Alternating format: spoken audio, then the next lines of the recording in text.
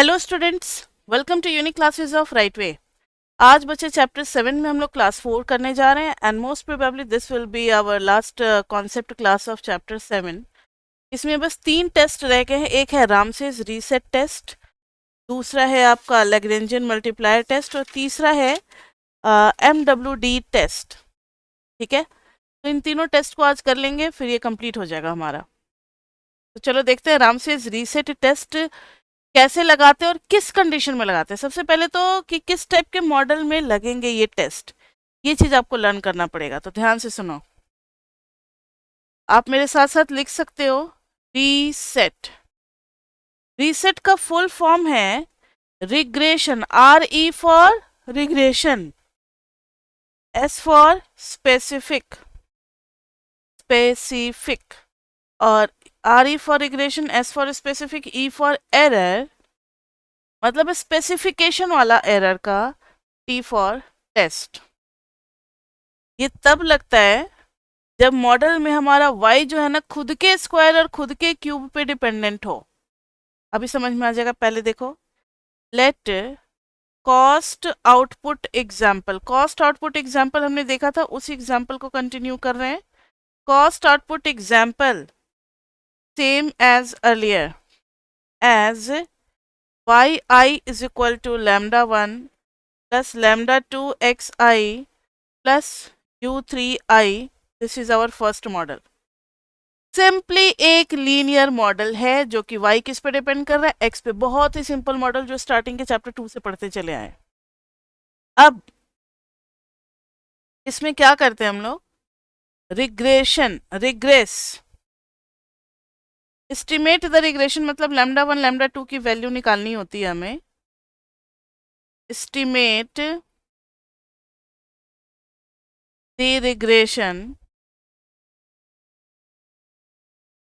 estimate the regression and obtain the residuals from yi minus yi hat. Estimate the regression and obtain the residuals from yi minus yi hat. ये पहले भी हम लोग पढ़ चुके हैं। क्या क्या करना पड़ेगा आपको, x दिया हुआ है, y दिया हुआ है आपको, x square y into x, इन चारों का सम लेकर के लैम्डा 2 का फॉर्मूला क्या हो जाता है, बीटा, वो स्मॉल b2 का जो फॉर्मूला होता था वही लैम्डा 2 का n into summation x y minus summation x into summation y, नीचे में आ जाएगा n into summation x square minus summation x का होल स्क्वायर। तो ये इतने 4 समेशन की जरूरत होती है, इससे लैम्डा 2 आ जाता है। और फिर y mean is equal to lambda 1 plus lambda 2 into x2 mean. आपके पास लैम्डा 2 आ जाता है, x2 मीन आ जाता है, y मीन आ जाता है, और लैम्डा 1 हम लोग निकाल लेते हैं। इसी को कहा जाता है एस्टिमेशन ऑफ रिग्रेशन। तो ये आप एस्टिमेट कर लोगे पहले स्टेप में। दूसरे स्टेप में है प्लॉट। हाँ, जब ये एस्टिमेट आप कर लोगे तो आपके पास आ जाएगा y हैट। ठीक है, y हैट के बाद ei आ जाएगा y माइनस y हैट। तो plot ei versus yi hat if it is curvy linear. Curvy linear में हो गया क्वाड्रेटिक या फिर क्यूबिक। तो plot ei versus yi hat. ei को किस पे कराते हैं बताओ, yi हैट पे रिग्रेस कराते हैं, मतलब x एक्सिस पे yi हैट रख लेंगे और इधर रख लेंगे ei। अगर ये कर्वी लीनियर है, क्वाड्रेटिक का ऐसा ग्राफ होगा और क्यूबिक का कैसा ग्राफ होगा। क्वाड्रेटिक का पैराबोलिक होता है और क्यूबिक का होता है लाइक दिस, और इधर से ऐसे होगा, वो तो शो नहीं कर सकते, और इधर ऐसे होगा। दोनों के शेप में थोड़ा थोड़ा फर्क होगा, देखने से आपको एक जैसे लगेंगे। तो अगर इस टाइप का कर्वी लीनियर है तब आपको क्या करना है, अगर कर्वी लीनियर आता है then regress yi on y hat का स्क्वायर yi हैट का क्यूब ऑल्सो। दोनों पे रिग्रेस कराएंगे वाई आई हैट का स्क्वायर और वाई आई हैट के क्यूब पे। ये तभी कराना है जब ई आई जो है वो क्या हो, कर्वी लीनियर हो, या फिर एग्जाम में क्वेश्चन में लिखा रहे apply Ramsey's test. Example y i is equal to beta 1 plus beta 2 x. वैसे इसका ना मेथड डिस्क्राइब करने को आता है, या फिर सब कुछ दिया रहेगा और लास्ट में बस एक छोटा सा वो हाइपोथेसिस टेस्टिंग कर देना है। क्यूब देखो ऑलरेडी वाई आई हैट का स्क्वायर और वाई आई हैट का क्यूब करके दिया हुआ है, 2y this is 2. Find r square for this model. Find r square for this model. उसके बाद से इसमें हाइपोथेसिस टेस्टिंग लगेगा, तो एच नॉट में restricted model is better. Restricted model is better, वही रेस्ट्रिक्टेड और अनरेस्ट्रिक्टेड वाला टेस्ट लग जाएगा। यानी रामसेज में कुछ भी नया नहीं है, बस एक ही बात नया है कि इसमें हमें वाई आई हैट का स्क्वायर और वाई आई हैट के क्यूब को इंट्रोड्यूस कर देना है, ओनली दिस थिंग। उसके बाद से ये हो गया अनरेस्ट्रिक्टेड मॉडल और पहला वाला लीनियर जो है वो हो गया रेस्ट्रिक्टेड मॉडल। दोनों के बीच में टेस्ट लगा देना, जो चैप्टर 4 में करते चले आए हैं वही सेम चीज यहाँ पे भी कर देना है। तो this will B H not restricted model is better. और एच ए में क्या हो गया, अनरिस्ट्रिक्टेड इज बेटर। अनरिस्ट्रिक्टेड कौन सा मॉडल होगा, जिसमें ज्यादा पैरामीटर आपको दिख रहा है, that is model 2 is better. यहाँ क्या है, मॉडल 1 इज बेटर। अब देखो एफ लगाएंगे, दोनों का ऑफ कोर्स आपको ये तो पता ही होगा, आर स्क्वायर तो निकालना पड़ेगा ना बच्चे दोनों का। कभी कभी थ्योरेटिकल भी लिखने को आ जाता है, तो आप समझ जाना दिस इज रेस्ट्रिक्टेड, और इसका जो आर स्क्वायर हो जाएगा उसको हम लोग अनरिस्ट्रिक्टेड जैसा लेंगे। तो this is F, F is equal to unrestricted का स्क्वायर माइनस रेस्ट्रिक्टेड का स्क्वायर बाई एम अपॉन में 1 माइनस अनरिस्ट्रिक्टेड का square upon n minus k. m तो आपको पता है ना, नंबर ऑफ रेस्ट्रिक्शन, और n is number of observation, k is number of parameters. ये हो जाएगा f with numerator degrees of freedom and denominator degrees of freedom. अब आपको पता ही है कि एक अल्फा हमें दिया होगा, u1 हो गया m, u2 हो गया कितना n माइनस के। यहाँ पर नंबर ऑफ रेस्ट्रिक्शन 2 है, क्यों, क्योंकि एक है वाई आई हैट का स्क्वायर और एक है वाई आई हैट का क्यूब, जो कि फर्स्ट वाले मॉडल में नहीं है। तो रेस्ट्रिक्शन 2 पे दिख रहा है, 2 पैरामीटर नहीं होंगे, इसलिए m की वैल्यू हो गई 2। m is number of restrictions, अगर आपको याद है तो। μ2 हो गया n माइनस के, k is number of parameters. तो यहाँ पर जैसे नंबर ऑफ पैरामीटर्स कितने हो गए, बीटा 1 बीटा 2 बीटा 3 बीटा 4 तक जा रहे हैं, तो ये हो जाएगा n minus 4 for this example. अब देखो निकाल लोगे, ये कहलाएगा क्रिटिकल एफ। क्या कहलाएगा, क्रिटिकल एफ। अब कंपेयर करेंगे, if calculated F is greater than critical F, then H not is rejected. H not reject हो गया, इसका मतलब क्या है, एच नॉट रिजेक्ट हो गया इसका मतलब है कि एच ए में चलेगा, ऑल्टरनेट में, ऑल्टरनेट में चले गए तो model 2 is better. So model 2 is better, model 2 is better. ठीक है, तो देखा आप लोगों ने, मैंने पहले ही कहा था कि अगर चैप्टर 4 तक आपका कॉन्सेप्ट बिल्कुल क्लियर है तो आगे आपको कहीं भी कोई प्रॉब्लम नहीं आने वाला है। तो रामसेस टेस्ट उन बच्चों के लिए बहुत ईजी होगा जिनको ये रेस्ट्रिक्टेड और अनरेस्ट्रिक्टेड चैप्टर 4 का आता होगा। बस इसमें एक ही नई बात क्या है कि रिग्रेशन में वाई आई स्क्वायर और वाई आई क्यूब को भी इंक्लूड कर देना है। तो ये हम लोग खुद से इंक्लूड नहीं करेंगे एग्जाम में, क्योंकि इतना हमारे पास समय नहीं होगा कि अब बीटा 1 बीटा 2 बीटा 3 बीटा 4 सब निकाल रहे हैं। ये ऑलरेडी सबकी वैल्यू क्वेश्चन में दी होगी, तो आपको पहचान लेना है कि अगर वाई आई हैट के स्क्वायर और वाई आई हैट के क्यूब पे डिपेंड किया तो आप समझ जाना कि रामसेस टेस्ट लगाना है। क्लियर, ये तरीका हो गया रामसेस टेस्ट का। अब इस पे एक एग्जाम्पल है, करते हैं। एग्जाम्पल करेंगे ना तो याद रहेगा। जैसे y I hat is equal to 166.467। बच्चे आप लोग टेंशन ना ले, अगर आपके रीडिंग में नहीं दिखता है ये सब तो हम लोगों के पास ना दूसरे दूसरे वर्जन होते हैं बुक के, बुक से एग्जाम्पल्स लिए गए हैं, ठीक है। तो आर स्क्वायर इक्वल टू 0.8409।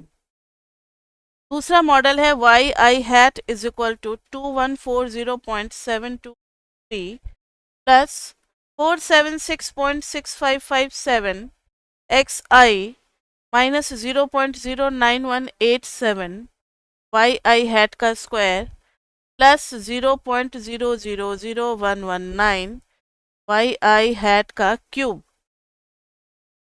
इसका आर स्क्वायर कहलाएगा, पहले वाले का आर स्क्वायर क्या कहलाएगा, रेस्ट्रिक्टेड या अनरेस्ट्रिक्टेड, जल्दी बताओ। इसका आर स्क्वायर है 0.9983 और इसका आर स्क्वायर है 0.8, वो तो लिखा ही हुआ है मैंने। मुझे बताना कि कौन सा रेस्ट्रिक्टेड है और कौन सा अनरेस्ट्रिक्टेड है, जल्दी बताओ। ऊपर वाला रेस्ट्रिक्टेड है या अनरेस्ट्रिक्टेड है? रेस्ट्रिक्टेड है, वेरी गुड। और नीचे वाला क्या है, अनरेस्ट्रिक्टेड है।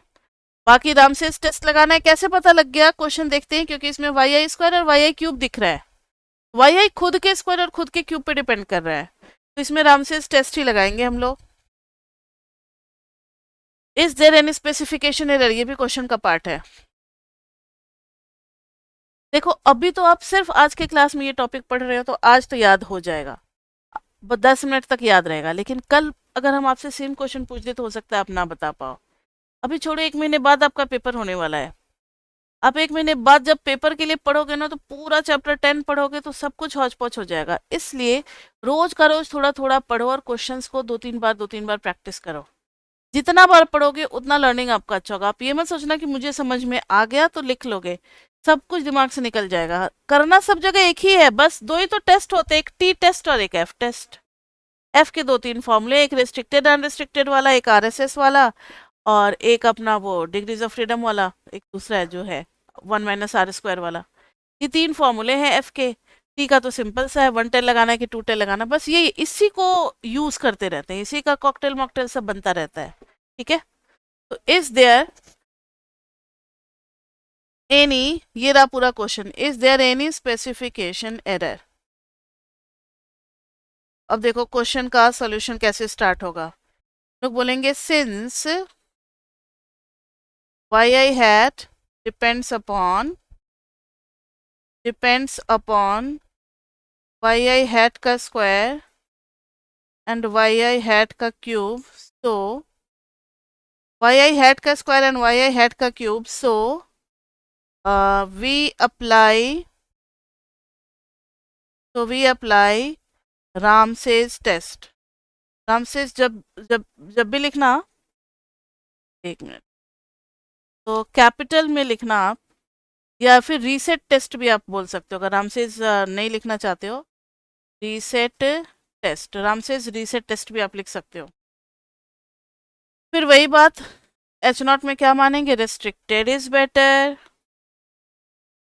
H0 में क्या मानेंगे, रेस्ट्रिक्टेड इज बेटर। और HA में क्या मानेंगे बताओ, अनरेस्ट्रिक्टेड इज बेटर।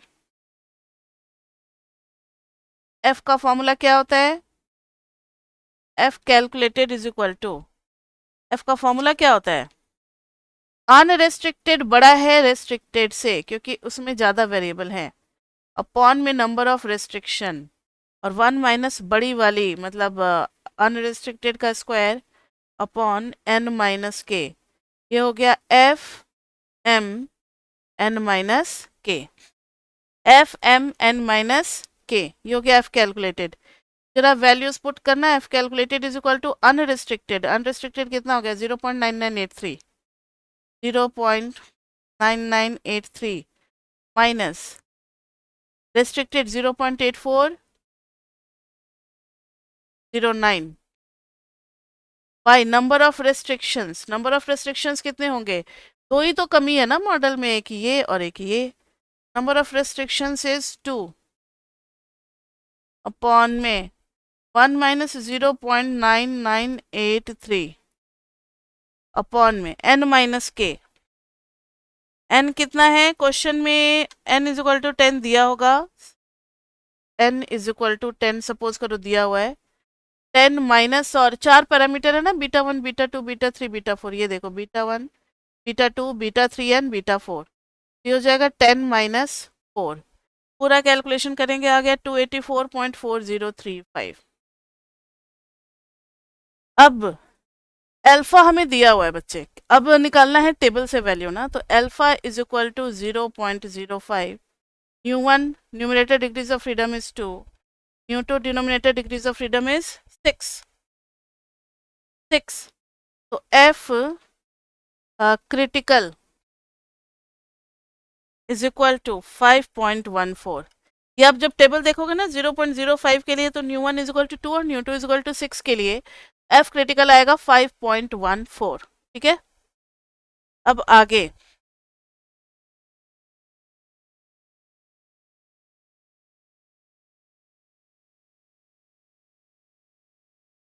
ये हो गया 5.14, ये हो गया एफ क्रिटिकल।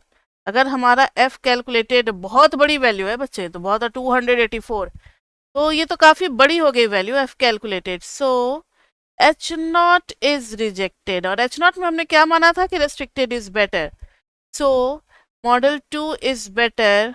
कौन सा? That is unrestricted is better, unrestricted is better. So yes, there is a specification error. Yes, model 2 is better, तो this is better specified, तो ये better specified है, ये उतना बढ़िया नहीं है पहला वाला मॉडल। समझ में आ गई बात? ये हो गया रामसेज रीसेट टेस्ट। अब नेक्स्ट लिखना लैग्रेंजियन मल्टीप्लायर। नाम सुना हुआ है आपने लैग्रेंजियन मल्टीप्लायर? अच्छा, ये मेथड नंबर 4 था ना, नाम तो मैंने लिख दिया था। मेथड 4 रामसेज रीसेट टेस्ट, ये सब डिटेक्शन के मेथड है। तो method 5 Lagrangian multiplier LM test for adding variable. Whether we should add the variable or not, whether the model is under specified or not.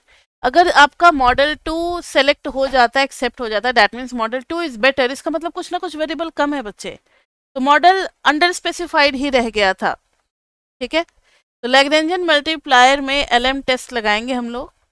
ये कुछ कुछ उसी के जैसा है, किसके जैसा है? रामसेज रीसेट टेस्ट जैसा है। तो इट इज, इसलिए इसको कहा जाता है इट इज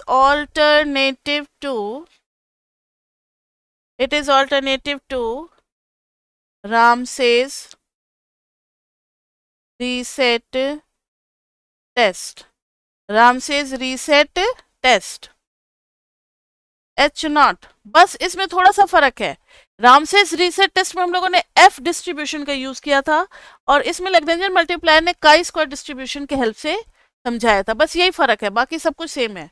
मतलब टेस्ट स्टैटिस्टिक जो यूज कर रहे हैं उधर एफ यूज किया था, इधर काई स्क्वायर यूज करेंगे, बाकी का फॉर्मेट सेम है। एच नॉट में रेस्ट्रिक्टेड इज बेटर लगाएंगे, restricted is better. H A में क्या लगाएंगे? Unrestricted is better, unrestricted is better. अब है आगे स्टेप 1। स्टेप 1 में एस्टिमेट दी, वही सेम तरीके का, एस्टिमेट दी रिग्रेशन। कौन सा? Restricted regression. Estimate the restricted regression by OLS and obtain EI is equal to YI minus YI hat. EI तो निकालना ही निकालना है बच्चे। फिर step 2 regress EI on XI square and XI cube. मतलब रामसेज रीसेट टेस्ट में हम लोग YI को YI स्क्वायर और YI क्यूब पे कराते थे EI को, यहाँ EI को XI² और XI³ पे कराएंगे, ठीक है, including all in restricted model. Now see, तो EI इज इक्वल टू, इसमें EI को करा रहे हैं, सर किसको कराया था हमने रामसेज में, YI को कराया था खुद YI² पे और YI³ पे रिग्रेस कराया था, यहाँ EI को करा रहे हैं, तो EI is equal to α1 plus α2 XI plus α3 XI² plus α4 XI³ plus VI, where VI is error. Step 3. If n is large, then n into जो मॉडल का R² होगा ये फॉलो करेगा chi² distribution with degrees of freedom कितना, degrees of freedom is equal to number of restrictions, with degrees of freedom is equal to number of restrictions. जैसे यहाँ पर number of restrictions एक XI² और एक XI³ का है, दैट इज एग्जाम्पल 2, तो नंबर ऑफ रेस्ट्रिक्शंस क्या हो गया, XI² और XI³ हो गया, तो n into R² is n into R² is equivalent to chi² distribution with degrees of freedom. Now see, step 4, और R² कौन सा लेना है, तो अनरिस्ट्रिक्टेड का लेना है, अनरिस्ट्रिक्टेड मॉडल का लेना है R², गलती से आप रिस्ट्रिक्टेड मॉडल का R² मत ले लेना, ठीक है। अब देखो स्टेप 4 में, if calculated chi² is greater than critical chi², then H0 is rejected, so unrestricted is better. देखो कैलकुलेटेड chi² अगर क्रिटिकल chi² से ज्यादा हो गया तो H0 क्या हो जाएगा, रिजेक्ट हो जाएगा, और H0 में हमने किसको बेटर माना था, रेस्ट्रिक्टेड इज बेटर, तो फिर अनरिस्ट्रिक्टेड बेटर होने लगेगा, यानी yes there is specification error, तभी तो अनरिस्ट्रिक्टेड वाला मॉडल एक्सेप्ट हो रहा है ना, ठीक है। कुछ ऐसा होगा, ये है critical chi²,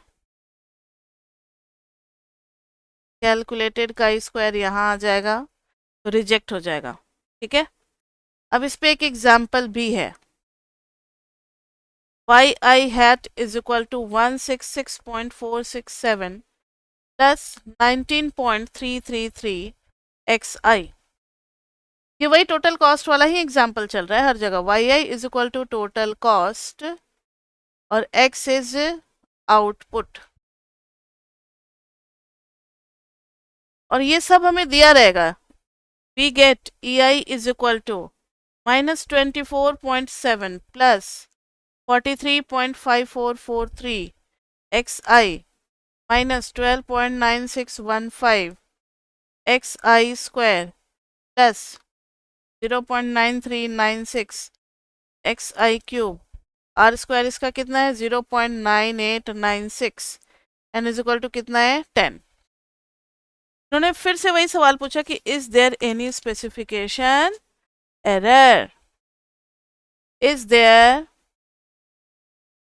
any specification error, फिर से वही काम करेंगे हम लोग कि स्पेसिफिकेशन एरर है या नहीं। तो आपको पता ही है कि इसमें भी उसी तरीके से हम लोग नल हाइपोथेसिस बनाते हैं, कौन सा, restricted is better, restricted is better, alternate में क्या बनाएंगे, unrestricted is better, unrestricted is better. अब हम लोग निकालेंगे, क्या निकालेंगे, calculated chi², calculated chi² is equal to n into R², n कितना है यहाँ पर, जल्दी देखो n कितना है 10 इंटू R², R² किस मॉडल का लेते हैं, रेस्ट्रिक्टेड का या अनरेस्ट्रिक्टेड का, जिसमें ज़्यादा वेरिएबल होंगे उसका लेते हैं, सिंपल सी बात है। जो बहुत बड़ा सा एक्सपेंडेड होगा उसी का लेंगे। तो आर स्क्वायर कितना आ गया? 0.9896। 10 से मल्टीप्लाई करोगे तो ये हो जाएगा 9.896। ये हो गया ना कैलकुलेटेड का स्क्वायर, ये हो गया कैलकुलेटेड का स्क्वायर। अब हम लोग का स्क्वायर निकालेंगे क्रिटिकल। क्रिटिकल का square for alpha is equal to 0.01। Degrees of freedom कितना हो गया? 2। डिग्रीज ऑफ फ्रीडम कितना हो गया? 2, क्योंकि यहाँ पे नंबर ऑफ रिस्ट्रिक्शंस कितना है? नंबर ऑफ रिस्ट्रिक्शंस कितना हो गया? 2, क्योंकि एक्सआई स्क्वायर नहीं है और एक्सआई क्यूब नहीं है किसमें? मॉडल 1 में। तो model 1 is restricted by 2 parameters या 2 वेरिएबल प्लेसेस, इसलिए 2 हो गया हमारा डिग्रीज ऑफ फ्रीडम। अब आप जब काई स्क्वायर टेबल से देखोगे, अल्फा है और न्यू है तो काई स्क्वायर मिल ही जाएगा। Chi square is critical, chi square is कितना? 9.21। अब आपको पता ही है कि ये 9.8 है तो रिजेक्ट होना ही होना है। 9.21 इतना आया, 9.896 इतना आ गया। H not is rejected, H not reject हो गया। That is restricted H nought में था ना बेटर, तो अनरिस्ट्रिक्टेड इज बेटर। और अनरिस्ट्रिक्टेड जब भी बेटर आएगा तो yes there is specification error. तो yes model is under specified, या फिर रॉन्ग फंक्शनल फॉर्म में है, लीनियर में ले रहे हैं जबकि वो क्यूबिक में जाएगा। ठीक है, और रॉन्ग फंक्शनल फॉर्म, दोनों में से कुछ भी हो सकता है। Wrong functional form. तो ये था हमारा बच्चे कौन सा टेस्ट? एलएम टेस्ट, यानी लैग्रेंजियन मल्टीप्लायर टेस्ट। तीसरा टेस्ट करना कोई जरूरी नहीं है, लेकिन हम लोग हमेशा कुछ एक्स्ट्रा पढ़ा देते हैं ताकि आप ये ना हो कि कभी क्लास में टीचर पढ़ाए तो बिल्कुल नहीं समझ में आया।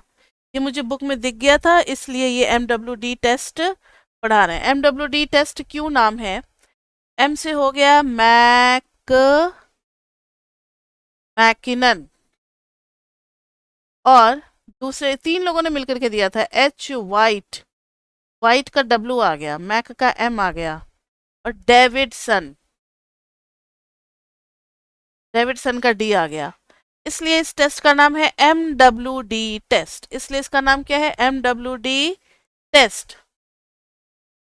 ये टेस्ट किसके लिए लगाया जाता है? तो choosing between linear and log linear. Linear better है या फिर लॉग लीनियर बेटर है? रिग्रेशन मॉडल्स, दोनों मॉडल में से कौन सा अच्छा है? लीनियर लें या फिर लीनियर लें या फिर लॉग लीनियर लें, दोनों में से कौन सा बेटर है, ये चेक करने का तरीका है ये। तो इसमें बच्चे हाइपोथेसिस पे ध्यान देना है। इसमें थोड़ा अजीब सा हाइपोथेसिस बनता है, अजीब सा इन द सेंस कि एच नॉट में बनता है linear model is better. Linear model y as a linear function of x, यानी अगर एच नॉट एक्सेप्ट आ गया तो y जो है वो लीनियर फंक्शन ऑफ x होगा। एच ए में देखो log linear model, log linear model याद है? लॉग लीनियर मॉडल में ln y versus log linear model versus x, और दोनों में से कुछ भी हो सकता है। ln y versus ln x, या तो ln y वर्सेस x होगा या फिर ln y versus ln x होगा। तो बच्चे ये हो गया हमारा दोनों हाइपोथेसिस। तो इसमें लीनियर अच्छा है या लॉग लीनियर अच्छा है? ऑल्टरनेट में अपने आप अंडरस्टूड है कि अगर लीनियर नहीं होगा तो लॉग लीनियर होगा, अगर लॉग लीनियर नहीं होगा तो लीनियर होगा। ठीक है, तो इसके स्टेप्स क्या क्या हैं? स्टेप्स है, स्टेप 1 कि आप ना पहले एस्टिमेट करो लीनियर रिग्रेशन, एस्टिमेट करो linear model and obtain estimated y values, that is yi hat, and estimate y values, that is yi hat. फिर है स्टेप 2, मतलब वाई हैट निकालना है, ये तो हर क्वेश्चन में करते ही चले हैं, तभी तो रेसिड्यूअल में निकालते थे ना E I. Next is estimate log linear model, मतलब दूसरा वाला मॉडल, मतलब सिंपल सी बात है, फर्स्ट वाले में फर्स्ट मॉडल निकालना है, दूसरे वाले में दूसरा मॉडल निकालना है, log linear model and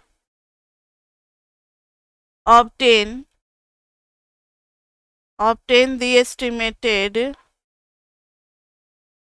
LNYI values, इसको हम लोग LNYI हैट बोलेंगे, अगर एस्टिमेट करेंगे तो उस पर हैट लग जाएगा। स्टेप 3, अब दोनों मॉडल हमारे पास आ चुका है, तो स्टेप 3 में देखना क्या करना है, ऑप्टेन, कुछ अलग सी चीज आ रही है, Z1I LNYI hat minus LNYI hat. समझो जरा, log of estimated values minus estimated of log values, दोनों में फर्क है। पहले वाले में हैट सिर्फ YI पे है और दूसरे वाले में हैट जो है पूरे पे है, तो दोनों अलग अलग चीजें हैं। YI हैट का लॉग लेना और लॉग का हैट निकालना अलग अलग चीजें हैं। ऑब्टेन करना है हमें। स्टेप 4,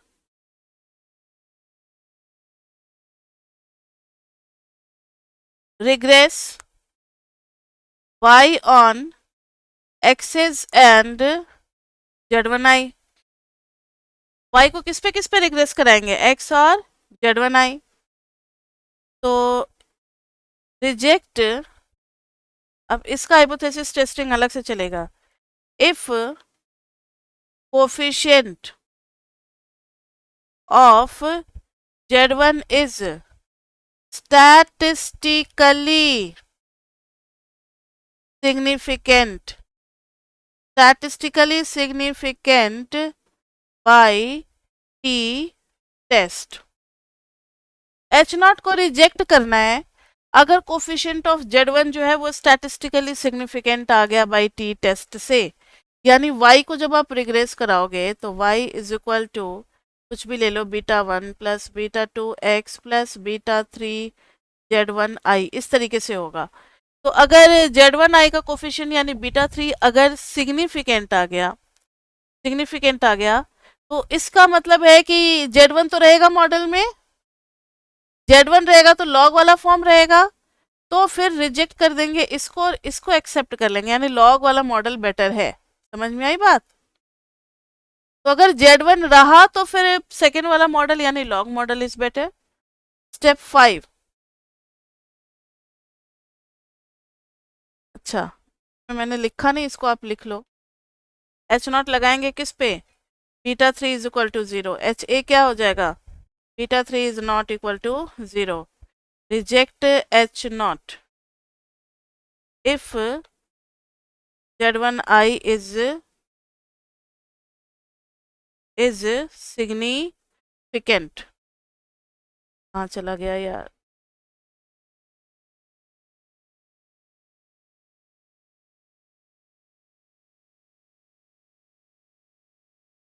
तो इसमें है reject H0 if β3 is reject H0, ठीक है, रिजेक्ट H0 देन, अगर रिजेक्ट हो जाता है देन Z1I इज सिग्निफिकेंट, और ये अगर मॉडल में है यानी मॉडल में लॉग का फॉर्म दिखेगा, लॉग का फॉर्म दिखेगा, ठीक है। फिर है स्टेप 5, ऑब्टेन, अब दूसरा है लॉग के लिए तो हो गया, अब obtain Z2I, equal to anti log of ln yi का एंटी लॉग। इससे क्या होगा, एंटी लॉग और लॉग हट जाएगा, माइनस वाई आई हैट, यानी हम लीनियर की तरफ जाना चाह रहे हैं। लॉग का इफेक्ट हटा रहे हैं, लेकिन पहले सारे लॉग का एस्टिमेटेड वैल्यूज के ऊपर एंटी लॉग ले रहे हैं, माइनस वाई आई हैट। स्टेप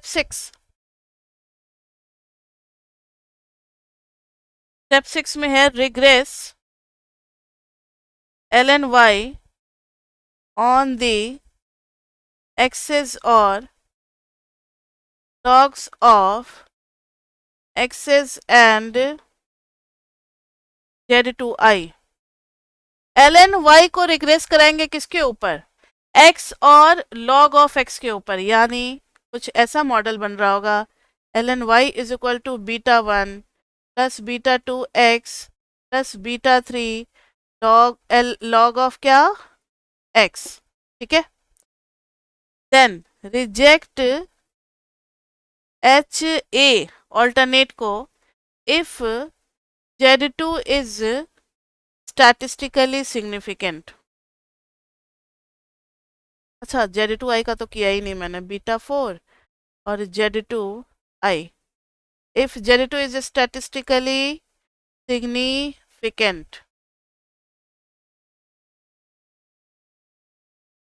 ठीक है, मतलब z2 का इसका मतलब है कि h नॉट जो बनेगा ना, beta 4 is equal to 0, H A beta 4 is not equal to 0, तो इसमें h not is rejected.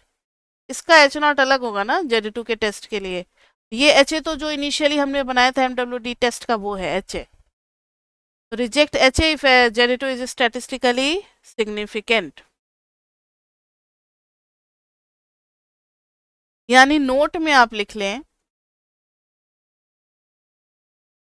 if linear model is proper, if linear model is proper, then z1 जाएगा 0 की तरफ। if log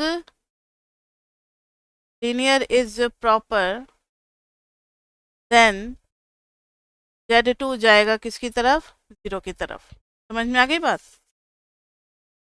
तो अब इसी के ऊपर बेस्ड एक एग्जाम्पल दिया हुआ, इस एग्जाम्पल में ज़्यादा कुछ नहीं करना, बस आपको कॉपी करना होगा तो टाइम लग जाएगा। बुक से एग्जाम्पल दिया हुआ, सब कुछ निकाला हुआ है। लीनियर स्पेसिफिकेशन टेस्ट, जब भी लीनियर स्पेसिफिकेशन टेस्ट आएगा तो लीनियर या लॉग लीनियर, इन दोनों में से बेटर कौन सा है, ये हमें चूज करना होता है। तो इसमें दिया हुआ है variable coefficient, standard error, T statistic, intercept, X, year, z1, R squared, सबकी वैल्यू दी हुई है 49707.4561, 0.3314, -2 5.3498, फिर ये है -81.7933, R square is 0.9884, standard error is 5867.9548, T statistic, ये सब तो आपको पता ही है जो भी दिया रहेगा। ठीक है, z1 का जरूरी है तो z1 का एक लिख देते हैं, बाकी सब हम छोड़ देते हैं, क्योंकि z1 पे टेस्ट लगाएंगे ना। तो z1 का हो जाएगा 19.8201 -4.1268। इसमें डिपेंडेंट वेरिएबल दिया हुआ है हमें, dependent variable is what, dependent variable is y। अब देखो, इसमें हम लोग किसके ऊपर टेस्ट लगाएंगे, z1 के ऊपर टेस्ट लगाएंगे। z1 के ऊपर टेस्ट लगाया, टी स्टैटिस्टिक दिया हुआ है, और एक अल्फा एन न्यू के लिए टी निकाला। सपोज करो कि हमारा z1 क्या आ गया, सपोज h नॉट z1 का beta 1, beta 2, beta 3, beta 4, beta 4 is equal to 0 is rejected. Then z1 tends to 0, z1 model में 0 होने लगेगा, z1 गायब होने लगेगा। जब z1 गायब होने लगता है तो फिर हमारा कौन सा मॉडल अच्छा होता है, then linear is better, linear is better. पहला वाला रिजल्ट बोल रहा है कि लीनियर बेटर होगा। दूसरा देखो, log linear specification, log linear specification, इसमें बच्चा में वेरिएबल दिया हुआ है, कोफिशिएंट, तरीके से standard error, T statistic, intercept, LNX, years, Z2, R²। हम सिर्फ Z2 की वैल्यूज लिख रहे हैं, बाकी सब दिया ही होगा आपको बुक में। यहाँ पर है 0.0004 और यहाँ पर है 3.5630। यहाँ पर बच्चे डिपेंडेंट वेरिएबल है, ये हमें दिया रहता है क्वेश्चन में, डिपेंडेंट वेरिएबल इज LNY। तो इसमें रिजल्ट क्या निकल करके आएगा, इसमें भी बच्चे हम लोग उसी तरीके से नल हाइपोथेसिस करेंगे। क्या करेंगे null hypothesis, β1, β2, β3, β4, β4 is equal to 0, HA β4 is not equal to 0, तो T is equal to 3.5630, जो कि मान लेते हैं कि अभी T क्रिटिकल से ज़्यादा आ रहा है, मैंने चेक नहीं किया, मान लेते हैं। Then this H0 is rejected. अगर ये H0 रिजेक्ट हो गया, नहीं ये तो एक्सेप्ट होगा ना, यहाँ पर भी मैंने कुछ गलत किया ना, यहाँ पर भी बच्चे गलत कर दिया है। β4 is equal to 0, HA β4 is not equal to 0। तो सपोज H0 β4 इज रिजेक्टेड, यानी Z1 इज सिग्निफिकेंट,